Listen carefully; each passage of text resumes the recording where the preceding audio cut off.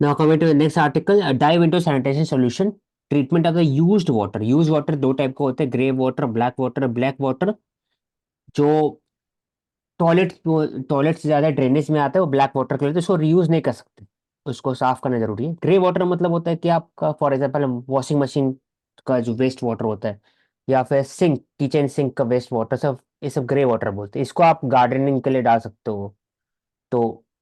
तो इसके कारण तो दो टाइप के वाटर होते हैं। तो लिखा हुआ है कि वो consume water for cooking, cleaning our से, वॉशिंग क्लोथ, यूटेंसिल एक्सेट्रा। तो डिफरेंट टाइप ऑफ सैनिटेशन क्या होता है? तो ट्विन पिट होता है, सेप्टिक टैंक होता है, और वो ऑन साइट सैनिटेशन होता है और कनेक्टेड बिलो द टॉयलेट। तो ओएस, ओएस मतलब कि जहां पर सैनिटेशन प्रोग्राम वहीं पर अंदर में। फॉर एग्जांपल ओएस का एग्जांपल बताओ मानसी, ओएसएस का अभी। OSS, on-site sanitation systems, on-site sanitation. I think एक तो वाटर ट्रीटमेंट प्लांट्स होते हैं, वो ऑन-साइट सैनिटेशन सिस्टम्स नहीं, I think on treatment site के लिए जहां पर आप होते हैं। प्रोड्यूस कर रहे हो वेस्ट, बायोरिमेडिएशन। वेस्ट कर प्रोड्यूस कर रहे हो वहीं पर सैनिटेशन हो रहा है। हम लोग के घर में अच्छा किसी ठीक का है, ऑन एक साइट नहीं तो है, हाँ, वो दूर जाता है। वर्मी कंपोस्टिंग हम बोल सकते हैं। दूसरा, हाँ, वर्मी हाँ, कंपोस्टिंग बायोरिमेडिएशन के थ्रू, मतलब जो स्वच्छ नेचुरल भारत अभियान में जो टॉयलेट बन रहा है ये ऑन साइट सैनिटेशन के एग्जाम्पल है। दूसरा, जो रेलवेज के अंदर में जो बोगी है, हर एक बोगी के अंदर में जो बायो टैंक है नीचे में लगा रहता है, तो ऑन साइट सैनिटेशन। और फिर तुम्हारा हो गया एक तरह से कि वर्मी थ्रू। कंपोस्ट। तो bio tank, urine diversion, dry toilet etcetera, ये ऑन साइट हो गया।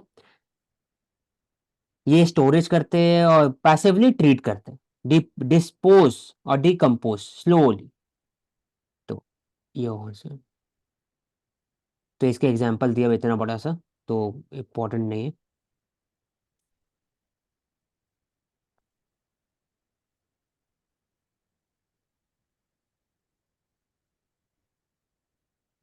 उसके बाद फिर उसको लिया जाता है ट्रीटमेंट प्लांट में। The network interconnected pipes from the kitchen, bathroom, toilet etcetera, वहां से फिर जाता है to the sewage treatment plant of FSTP. FSTP मतलब faecal sludge treatment plant. Mechanise system होता है, ग्रेविटी बेस्ड होता है, डी वाटरिंग करता है। तो जो solid can be reused in agriculture, compost बना दिया जाता है डिकम्पोजिशन के कारण। और बाकी सबको फिर क्या किया जाता है उसमें, एक ऊपर में पता ही होगा कि जो वेस्ट वाटर है सॉलिड को हटा दिया गया, डिकम्पोज बना दिया गया, जो पानी बचा उसको फिर डाला जाता है रॉक्स में, सेवरल टाइप्स ऑफ रॉक्स। तो सेडिमेंटेशन बाकी सबसे प्रोसेस से वो नीचे पानी जमा होता है। उसके बाद फिर इसमें पोल्यूटेंट रिमूव करने के लिए ओजोन या फिर केमिकल सच एज क्लोरीन डालते हैं कंटेमिनेशन हटाने के लिए। प्यूरिफिकेशन ऑफ वाटर वही लिखा हुआ है, फॉलोड बाय प्यूरिफिकेशन और डिसइंफेक्शन। तो यूवी लाइट लास्ट में लगाते हैं, तो इसी कारण हो जाता है। और लास्ट में फिर कभी कभी जो वाटर फिल्ट्रेशन जब घर में आता है तो उसके बाद फिर और रिवर्स ऑस्मोसिस प्रोसेस होता है, तो तब जाकर हम लोग ड्रिंकिंग वाटर यूज करते हैं। तो ये हो गया। तो कॉम्प्लेक्स ट्यूब सैनिटेशन सिस्टम जरूरत है, क्योंकि water moves through its various domestic non domestic use, it accumulates natural as well as human induced impurity, organic matter, nutrients from detergent, pathogen, bacteria, viruses, heavy metal etc। तभी जाकर के इसको remove करना है, तभी जाके सैनिटेशन सक्सेस हो सकता है। वो बात है। अच्छा एग्जाम्पल था, डेटा था। ये रमानसी नहीं, कार्नेटिक म्यूजिक है इसके बारे में। Okay, so this is an annual event that unites the Carnatic musicians worldwide. What is it? Okay, question one. Who was the lyricist and singer of Pi's Lullaby from the movie Life of Pi? Who is nominated? तो ये तो नहीं पता है, तो थोड़ा बॉलीवुड से related है। What musical instrument that is used to play the Carnatic repertoire is considered to be one of the world's loudest non-brass acoustic instruments? Musical instrument का name. Instrument is also similar to the North Indian wind instrument known as the Shehnai, but has a longer body. Um, Shehnai, but I think मेरे को उसका नाम तो recall नहीं कर पा रही मैं, बट आई कैन विजन। सो आप आंसर कर सकते हो अगर आप बता सकते हो तो।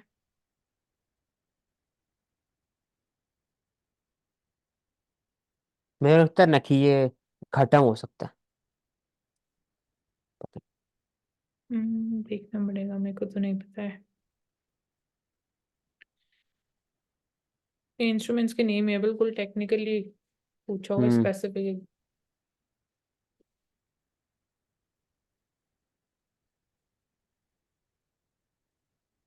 ठीक है, इसको कर लेंगे। हम्म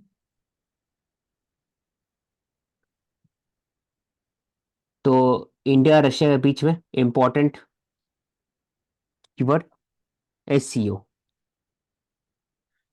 Shanghai US and cooperation of.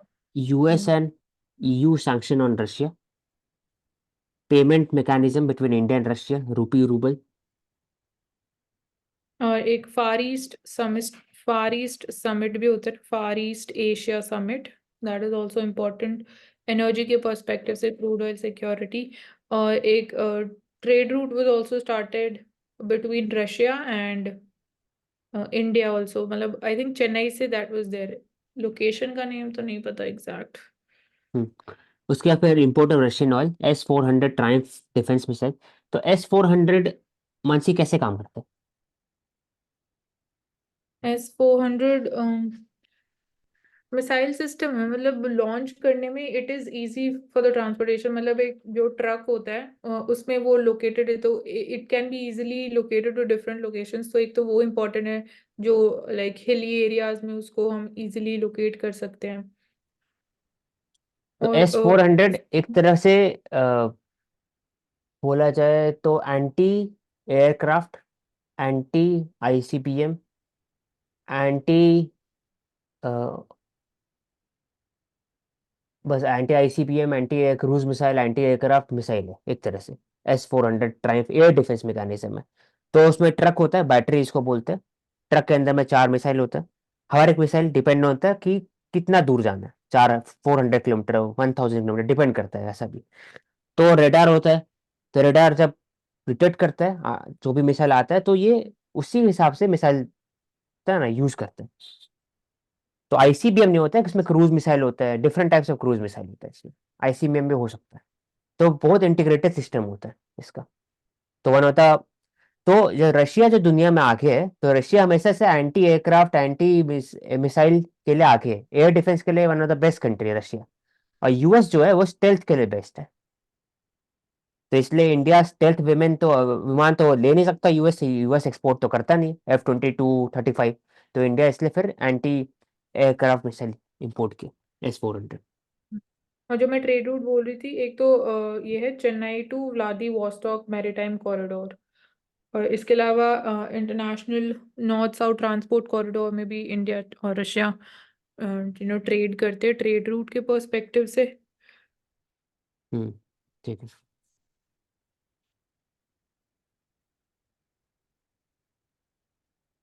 Initial assessment of the Chem Pluto. Chem Pluto ये एक तरह से मर्चेंट वेसल था that was hit by the projectile. तो it indicates the drone attack.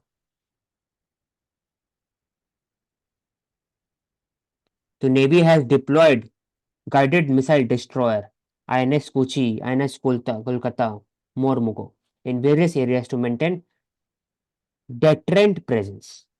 deterrent क्या होता है मानसी? प्रेजेंस।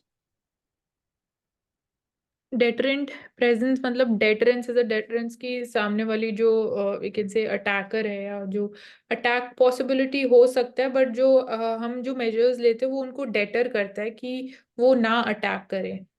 तो जैसे हाँ। हम न्यूक्लियर एनर्जी के कॉन्टेक्स्ट में बात करते हैं, न्यूक्लियर वेपन्स के कॉन्टेक्स्ट में बात करते हैं, तो एक तो इंडिया हमेशा ये बोलता है नो फर्स्ट यूज पॉलिसी, और एज अ डेटरेंट हम in favour of nuclear weapons बात करते हैं, हम्म, कि डेटरेंट की तरह एक्ट करेगा अगर किसी पर्टिकुलर कंट्री के पास न्यूक्लियर वेपन्स है।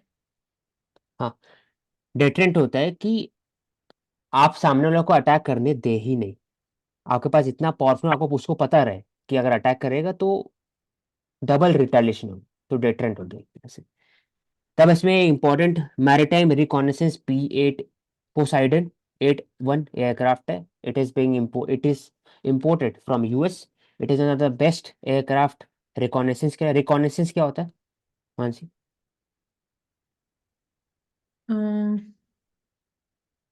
नहीं, ये तो नहीं पता इसमें, इस कॉन्टेक्स्ट में रिकॉनेस क्या से है। मतलब होता है कि सर्वेलेंस करने के लिए पूरा शी में। तो it is anti submarine aircraft, P-8, P-8I, Poseidon. Poseidon weapon है ग्रीक गॉड का, तो इसलिए इसका नाम रखा।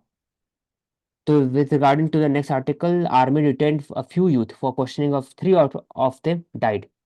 तो Indian army is a professional force, और 28/9 वीडियो ऑफ आर्मी जवान वो स्ट्रिप कर रहे थे 3 आदमी, putting chilli powder on them, वो circulated on the social media. It led to the public outreach और इंटरनेट सर्विस सस्पेंड हो गया। तो ये दिखाता है कि जो कुछ लोग हैं आर्मी के अंदर में, they are giving the bad name to the army, and इसलिए उनके खिलाफ स्ट्रिक्ट एक्शन लिया जाना चाहिए। और लिया भी गया है।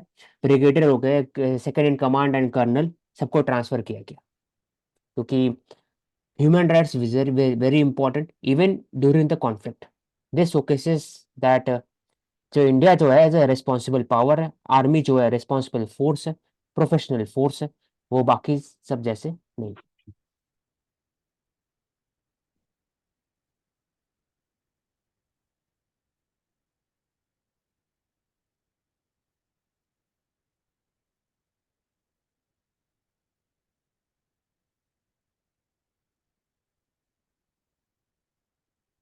वीर बाल दिवस भी discuss yesterday.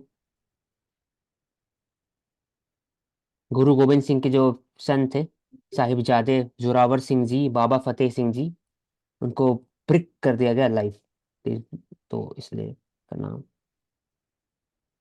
Railway officer to be trained in disaster management academy institute to give training. तो डिजास्टर मैनेजमेंट हमेशा बात करते हैं साइक्लोन अर्थक्वेक, वो नहीं, ये भी डिजास्टर है, तो इसमें ट्रेनिंग होना जरूरी है।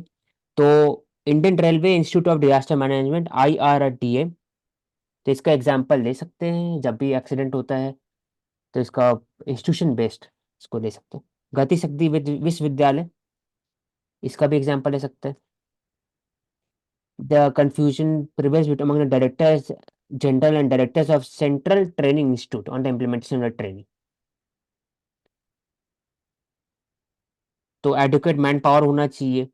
कैसे डिजास्टर रिलीफ हो लॉन्ग टर्म में, कैसे डिजास्टर हो ही नहीं ट्रेन के हिसाब से, देखा सेफ्टी प्रोटोकॉल क्या फॉलो करना चाहिए, उस पर पूरा फोकस किया जाएगा ट्रेनिंग में। There should be a coordination of railway with respect to disaster management agencies, NDRF, SDRF. Indian railway have a safety organization, वही बात करें, कोऑर्डिनेट करें डिफरेंट लेवल पे। तब जाके उड़ीसा में ट्रेन ट्रेजेडी हुआ, जिसमें 290 पैसेंजर डेड हुए, वो ऐसा नहीं हो फिर से।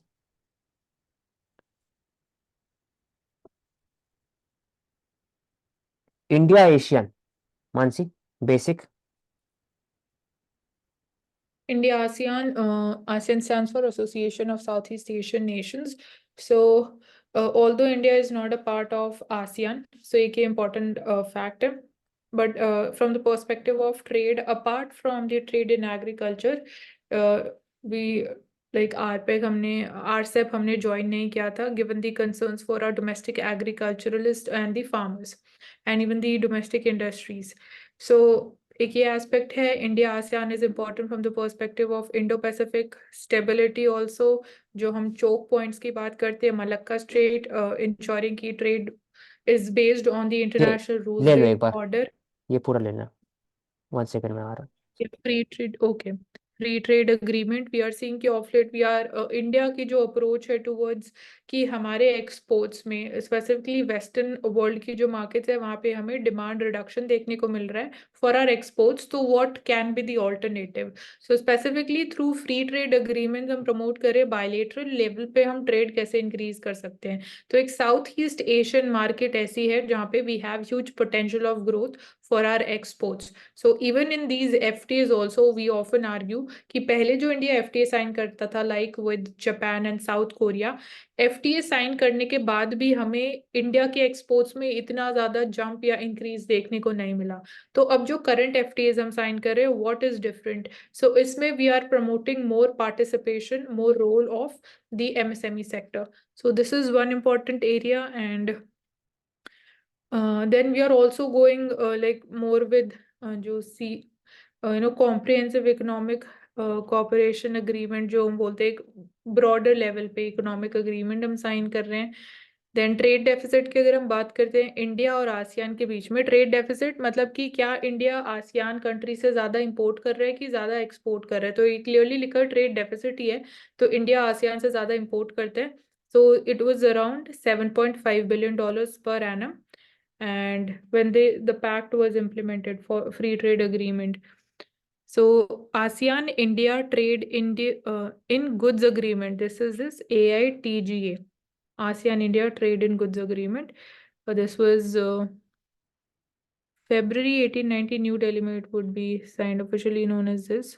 First round of negotiations are there, still undergoing, तो अभी completely हमने sign नहीं किए। So this is under negotiations, and एक ये important aspect हो गया trade deficit है। So इसको और हम कैसे revamp कर सकते हैं AITGA को? So we can modernize this, which would be including incorporating changes in rules of origin। तो एक ये we can say कि part of issue भी रहता है rules of origin या country of origin। मतलब कि अगर हम सपोज कुछ इंपोर्ट कर रहे हैं कोई गुड, तो it needs to be very specific कि कौन सी कंट्री में उसको मैन्युफैक्चर किया गया था। इट कैन नॉट बी, अगर चाइना से हमने किसी चीज का इंपोर्ट बैन किया तो चाइना के through and suppose through Vietnam it is being exported to India, तो वो नहीं हो सकता है।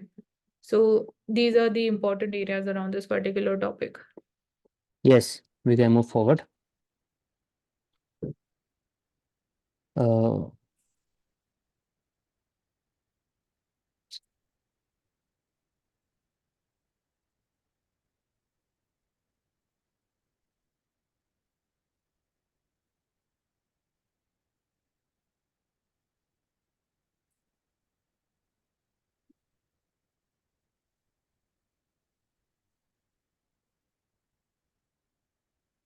Looking for the intelligent alien life is hard, not just for space size.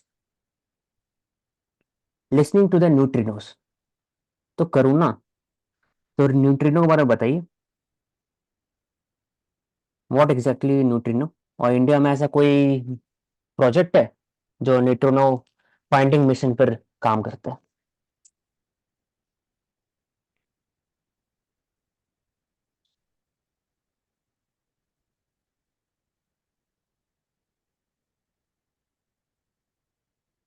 Hello Mansi. Yes, Ashik, I'm not exactly, clear about neutrinos. Neutrino, Neutrons, हाँ neutrinos मतलब बोल सकते न्यूट्रॉन हैं कोई कि चार्ज नहीं होता। हाँ हाँ, बस ये है कि चार्ज नहीं होता, और फिर वो प्लेंटी है, अबंडन्ड पार्टिकल इन यूनिवर्स है, और डायरेक्टली वो न्यूट्रिनो स्ट्राइक करते रहता है अर्थ पे लगातार। तो चार्ज इसलिए नहीं हो, चार्ज नहीं रहता, इसी कारण बॉडी में उतना इम्पैक्ट नहीं करता। तो लगातार न्यूट्रिनोज का बम्बार्डमेंट होता है।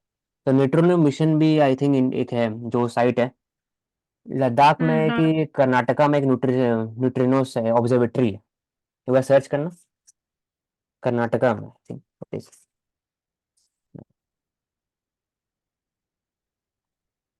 तो डेटा जो कलेक्ट होता है, analyse the data collected for the science of non uniform neutrino flux, ये बता सकता है कि कितना भी इवेंट चला है इन आउटर स्पेस, और न्यूट्रिनो बेस्ड जो कंपेयर कर सकते हैं बाकी समय। तो एलियन को कैसे मैसेज कर सकते हैं, ये भी पहले बात हुआ था पायोनियर 11 और 10 में, स्पेसक्राफ्ट आउटर स्पेस सर्विस में। सो यहाँ पे हाँ इंडिया में है, India based neutrino observatory particle physics research project है। This is still under construction to primarily study atmospheric neutrinos. 1200 metres area में डीप केव में है, 1200 metres deep cave under the INO peak near Theni Tamil Nadu में। So precise measurement of neutrino mixing parameters को study करने के लिए है। This one of the biggest experimental particle physics projects in India. हाँ ठीक है। फॉर्म कब होते हैं?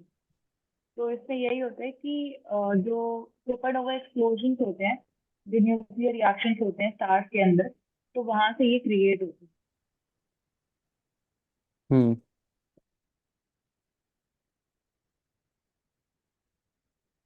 फिर कल लिए थे ना, name for the intense tropical storm है नॉर्थ पैसिफिक, नॉर्थ वेस्ट पर टाइफून हो गया, अटलांटिक में हरिकेन हो गया, और शैफर सिम्पसन हो गया, और कोरोलिस इफेक्ट सेंट्रल एरिया, और आई आई हो जाता है, और विजुअल जो था कोरोलिस इफेक्ट। ठीक था।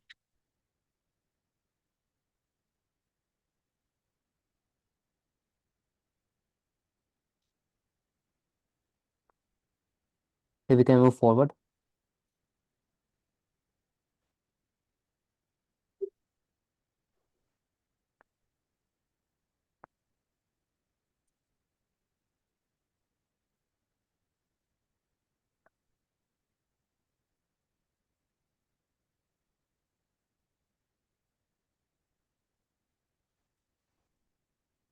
So India-Russia ties we discuss in detail. Then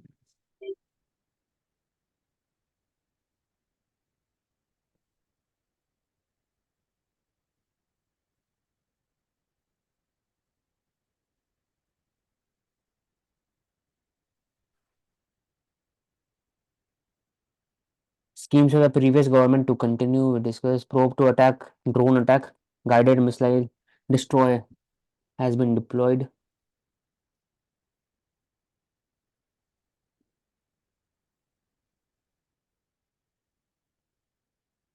Draw plans to regularize the unauthorized colonies under the PM Uday PMAY scheme for the next 3 years. Time दिया हुआ है. Discuss to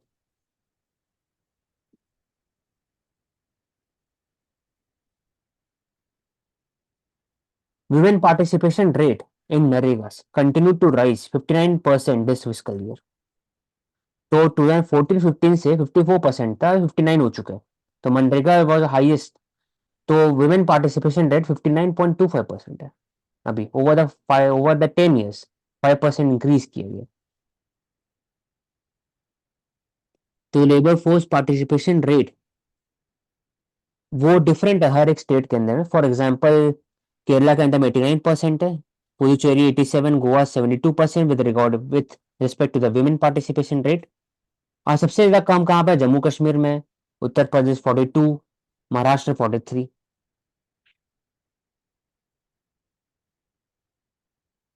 तो in the rural area labor force participation rate, which has been defined as a percentage of the person in the labor force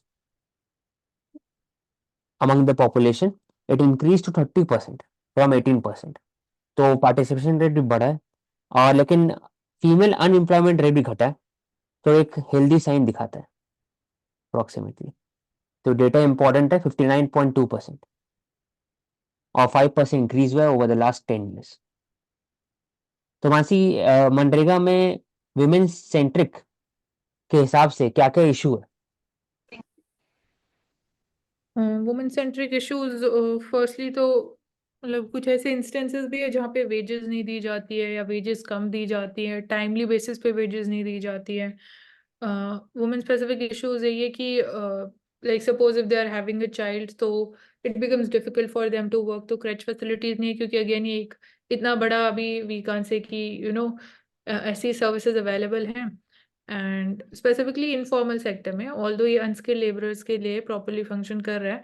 और issues अगर हम बात करें women safety आ जाता है. एंड आई थिंक यही इश्यूज हैं.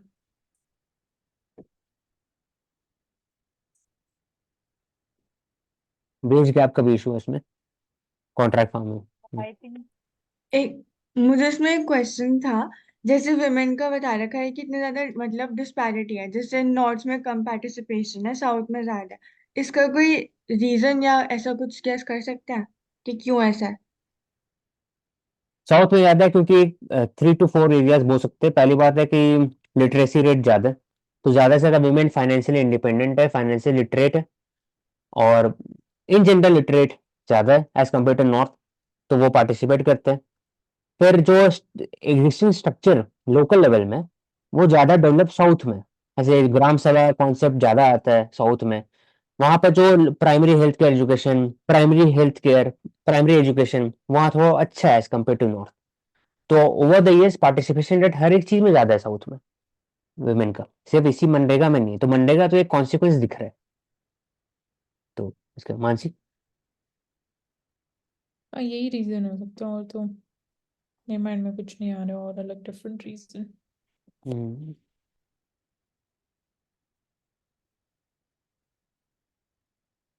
Criminal laws telecom bill gets president assent. तो जो दो हम लोग बात किए थे क्रिमिनल लॉस, भारतीय न्याय संहिता कल बात किए थे, नागरिक सुरक्षा और साक्ष्य संहिता।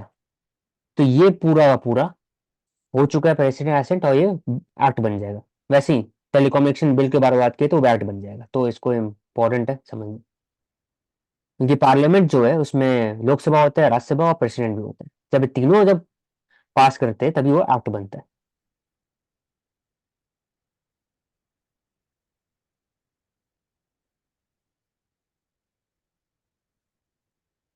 चीता जो इंडिया में लाया जा रहा है मानसी, सबसे इम्पोर्टेंट कहाँ से लाया जा रहा है, एक कंट्री का नाम? एक तो साउथ अफ्रीका और आई थिंक एक नामीबिया नामीबिया। से लाया ट्रू। जा रहा ठीक। तो ये बात किया NJC didn't get a chance, judiciary predominance should have been protected with CJI casting, वो जो हम लोग बात किए थे कि एनजेसी मॉडिफाइड एनजेसी एनजेसी लाया गया था 2014 में और 99th अमेंडमेंट एक्ट था 18, once you can correct me, search कर लेना। तो it was nullified by the Supreme Court on the basis that it was violative of the basic structure of the Constitution, that is separation of power between the executive, legislative and judiciary. लेकिन अभी जो जज sir justice call है वो बोलते हैं कि NJC को मौका ही नहीं मिला रखने को, उसको पहले ही हटा दिया गया on the basis of वॉलेटिंग of the basic structure. उसमें ऐसा कर सकते थे, मॉडिफाइड एनजेसी का बात कर सकते थे जिसमें there should be a inclusion of the executive as well as the legislative, but the judiciary के हाथ में मेजोरिटी रहता और सीजीआई लास्ट में कास्टिंग वोट देते। तब ऐसे ऐसे ओवरऑल देखा जाए तो सहमति ही बनता, inclusion of the executive legislative भी हो जाता और साथ ही साथ जुडिशरी का अपना भी एक से रहता, अल्टीमेट से जुडिशरी पास रहता। तो एक अच्छा होता है example with respect to the collegium system, है। ऐसा नहीं बल्कि। हाँ हाँ, बात कर सकते हैं as a part of reform की ऐसा मॉडल ला सकते हैं। हाँ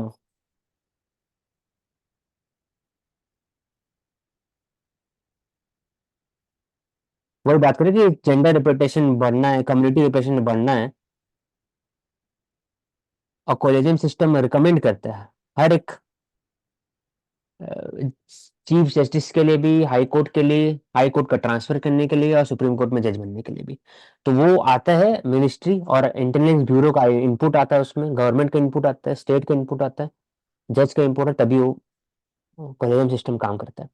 अब इनपुट आता है तो अब इनपुट को कॉलेजियम सिस्टम कैसे लेते हैं ये पता किसी को नहीं। हो सकता है कि इनपुट आया होगा लेकिन कॉलेजियम सिस्टम को मान लिए, इसको हटा दिए, ऐसे भी पॉसिबल। तो कोई जो ट्रांसपेरेंसी है वो थोड़ा कम है कॉलेजियम सिस्टम के अंदर में।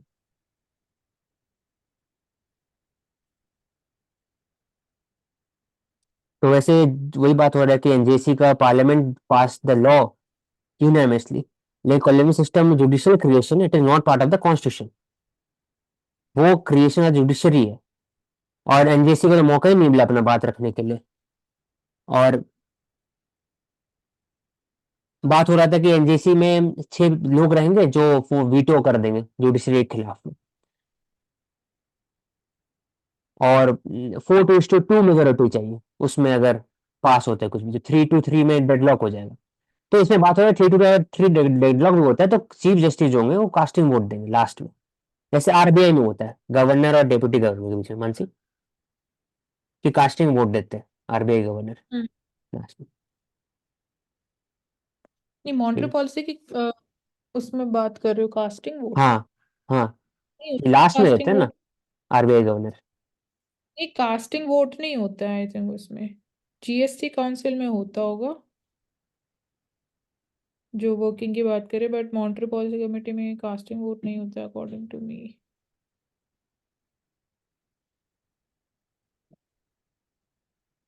Each member MPC has one vote, and in case of the equality of the vote, the governor has a casting vote. MPC में है, हाँ एमपीसी में सेकेंड और कास्टिंग।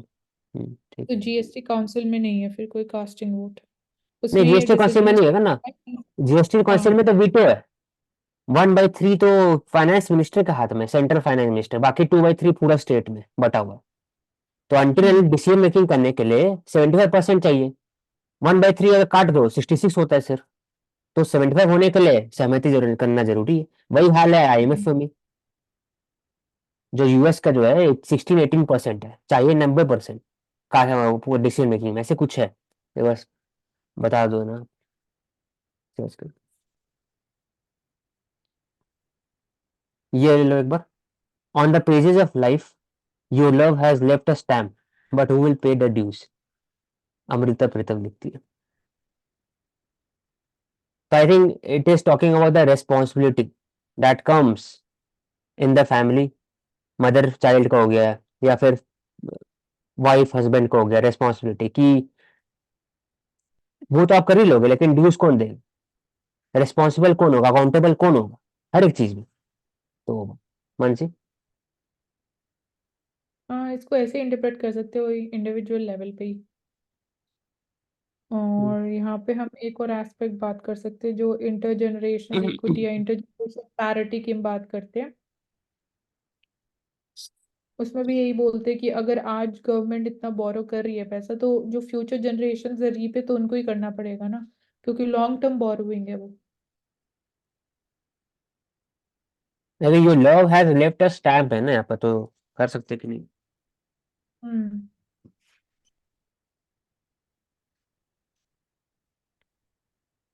पीर पंजल। सचिन ये थे यहाँ पे, सचिन वाज स्पीकिंग समथिंग। बोलो सचिन।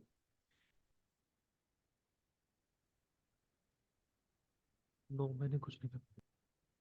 करूँ ना, पीर पंजल कहाँ पर है?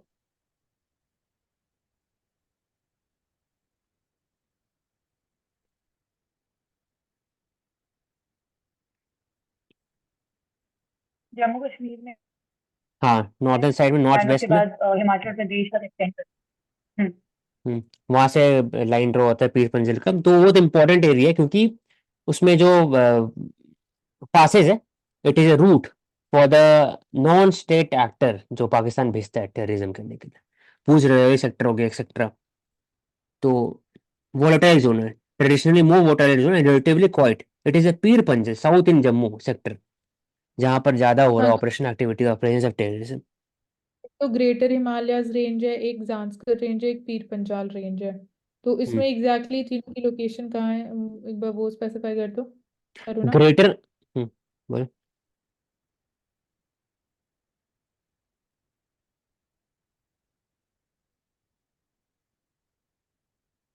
ओके, औषित बोलो। ग्रेटर हिमालय ग्रेटर हो गया नाम से, तो राइट साइड में हाँ। होगा, सबसे बड़ा रहेगा। उसके बाद हिमाद्री हम्म। आएगा, लेसर हिमालय, हिमाद्री तो छोटा छोटा।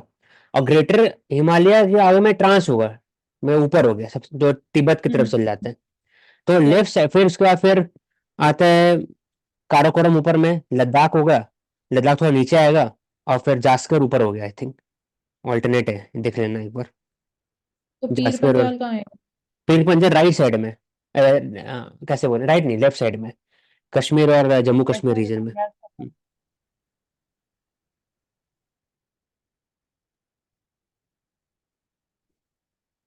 एग्जैक्टली लोकेशन देखा है, देख सकते। हाँ, तो पहले ग्रेटर हिमालय हो गया, काराकोरम, लद्दाख हो गया, जास्कर, लद्दाख के बाद जास्कर हो गया, फिर पीर पंजल हो गया, पीर पंजल के फिर बाद में जब लेसर बहुत ज्यादा छोटा, शिवालिक हो गया। शिवालिक तो तो शिवालिक का स्टार्ट होता है फ्रॉम द पीओके से लेकर के पंजाब, फिर हिमाचल प्रदेश, उत्तराखंड, और टच हो जाता है वहाँ नेपाल का जो बाउंड्री तक, वो हो गया शिवालिक, पूरा का पूरा रेंज।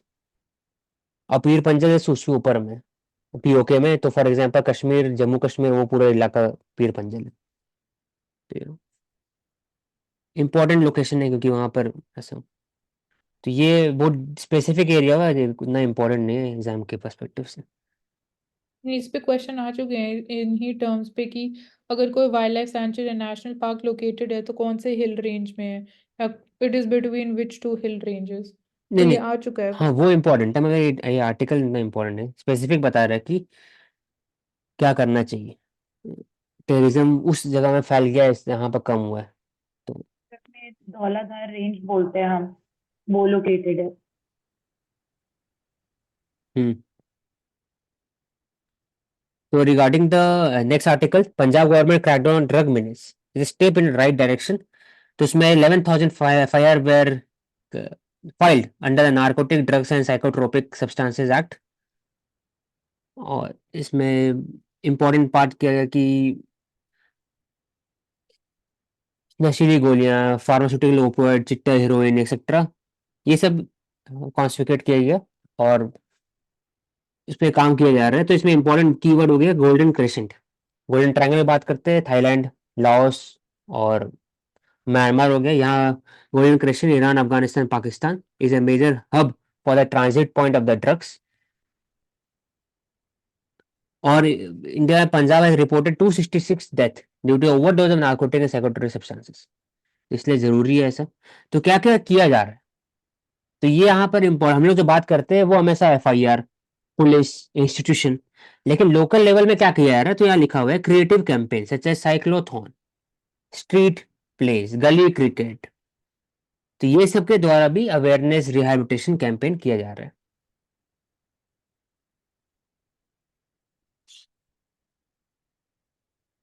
तो इजियर एबिलिटी और एजुकेशन बढ़ाया जाएगा, opportunity for the reintegration into society of the rehabilitated person, तब जाके ये क्राइसिस कम हो सकता है। माइनर ड्रग सीजर क्रूशियल है, लेकिन सबसे बड़ा तब होगा जब ऑर्गेनाइज नेटवर्क को आप पकड़ेंगे और उसके बाद फिर लोकल लेवल में अवेयरनेस फैलाएंगे और दूसरा कि आप एम्प्लॉयमेंट अपॉर्चुनिटी क्रिएट करेंगे, तभी हो पाएगा। तो अभी मॉनेटरी पॉलिसीज का बात हो रहा है कि क्या होना चाहिए objective, maintaining the price stability. Inflation अभी ठीक ठाक है, 2 4 ±2 होता है, तो उसके अंदर में ही है, तो वैसे ही रखना चाहिए ओवरऑल प्राइस स्टेबिलिटी।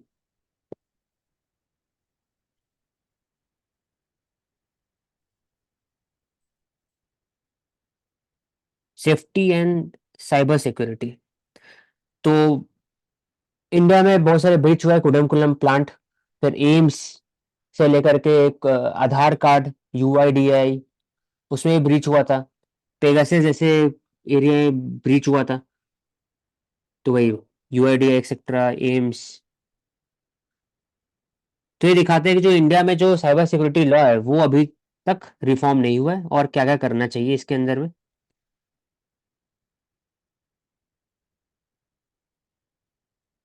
तो इसमें ऊपर से एक क्वेश्चन क्या है गवर्नमेंट का कि by making the Aadhaar registration mandatory the government has imposed every Indian citizen of a risk of digital environment catastrophe. तो आप डिजिटली आप इंडिया का बात करते हैं, आप इंस्टीट्यूशन क्रिएट करते हैं, लेकिन ओवरऑल एक डिजिटल सिक्योरिटी इंफ्रास्ट्रक्चर का गठन होना चाहिए, जैसा भी उतना बड़े लेवल पे है नहीं। Small identity theft, motivated scam, ये सब होता रहता है, लेकिन लार्जर जो क्रिप्टो करेंसी केसेस है, जैसे फॉर वाना क्राई, ये सब बिग साइबर थ्रेट है जो इंडिया का डेटा सिक्योरिटी स्टैब्लिशमेंट है उसको हैम्पर करेगा लॉन्ग टर्म में। क्रिटिकल पर्सनल डेटा बिक सकता है, तो वही बात है। तो कोई एग्जाम्पल ही नहीं इसमें। पर शॉर्ट में बता सकते हो आप? किसका? वाना क्राई, जो वाना क्राई के बारे में शॉर्ट में। शॉर्ट में कि वाना कहाँ, तो यूके और बाकी जगह पे यूरोप, पूरा यूरोप में एक हैकिंग हुआ था जिसको हर एक कंप्यूटर सिस्टम के अंदर में मैसेज डिस्प्ले हो रहा था कि आप मुझे पैसा पहुंचा दो बिटकॉइन में, बाकी सब में, तभी आपका जो लॉगिन होगा ना, तभी लॉगिन पॉसिबल है, तभी आपका डेटा रिट्रीव कर पाओगे। तो उसका एक टर्म है, कल ही डिस्कस किए थे, मुझे भी याद ही नहीं आ रहा। मानसी, Ransomware. रैंसमवेयर, हाँ। तो रैंसमवेयर वही होता है कि एक वेयर है, वेयर मतलब कि वायरस है, वायरस डाल दिया गया और हैक हो गया। हैक मतलब कि